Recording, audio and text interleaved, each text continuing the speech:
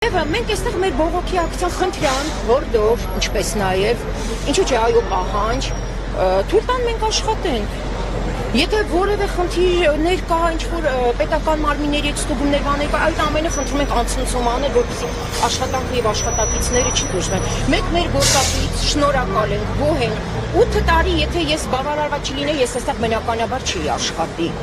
Մենք չենք ուզում ուրիշ տեղ գնալ։ Մենք ունենք աշխատանք եւ գոհ ենք մեր աշխատանքից։ Հիմա խնդրում ենք, որպեսզի ապահովեն մենք բնականon նույն աշխատանքի կարողանանք կազմակերպել։ Ասել են որքան ժամանակ է փակ մնալու եւ անորոշա ոչինչ չեն ասել։ Մեկ շաբաթ է արդեն այս անորոշ վիճակում ենք անցյալ 2 շաբաթից այս վիճակն է եւ ոչինչ չեն ասում։ Եվ մենք չգիտենք դեռ դա ինչքան կտևի։ Դե համար մենք խնդրում ենք, այո, ինչու՞ չէ, խոսքս ուղղում եմ նաեւ մեր հանրապետության վարչապետին։ Խնդրում ենք, պահանջում ենք, հորդորում ենք, չգիտեմ, ոնց ուզում եք հասկացեք այդ ամենը մեկում։ Խնդրում ենք թույլ տաք, հնարավորություն տաք մարդիկ մտնեն աշխատեն, չէ՞ որ բոլորը այստեղ ընտանիքներ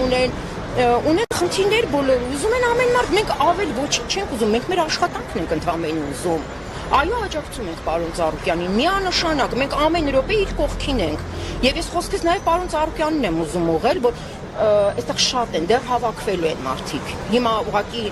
շատ վատ խցանման ժամ է, բոլորը դեռ գալիս է։ Այո, մենք մեր ղեկավարի կողքին ենք։ Այսինքն առաջարկում եք ստուգումներ անեն, բայց զուգահեռ աշխատեք։ Գիտեք, պետական մարմինների մենք չենք առաջարկողը, իրենք կորոշեն ինչ կանեն, ինչ անեն, դա իրենք միայն անցնցում թող այնպես լինի, որ աշխատանքի բնականon հունը չխաթարվի։ Իսկ ինչ վերաբերում է, այո, մենք ամեն կերպ պաշտպանելու ենք եւ կանգնելու ենք մեր պարոն Գագիկ Ծառուկյանի կողքին։ Միանշանակ դա չի քննարկվում եւ խնդրանք, նորից խնդրանք, հորդոր, պահանջ, բոլորը մեկում, նորից եմ խնդրում թույլ տվեք մարդիկ աշխատեն, բոլորը ունեն իրենց խնդիրները, բոլորը ունեն իրենց պահանջները, ցանկությունները, խնդրանքները։ Այլ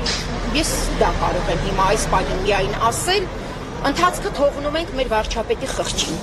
Եթե երկար փակ մնա, ինչ քայլ են անելու աշխատողները, այսինքն եթե ինչքան երկար փակ մնա չաշխատեք, աշխատավարձ չեք ստանալու։ Իհարկե չենք ստանալու, որտեղից պիտի ստանանք, ով է մեզ վճարելու, պետությունը միանշանակ չի վճարելու դրա համար։ Մեր գործատուն մեզ բարեխիղճ ամեն ամիս վճարելա, մենք խնդիր չենք ունեցել։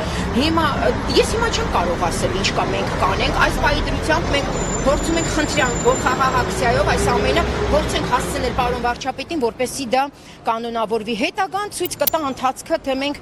ինչ որոշումներ կկանենք, ինչ կանենք։ Ամեն դեպքում շնորհակալություն եմ հայտնում, տա Աստված, որ այս ամենը ունենա իր դրական հետևանքները։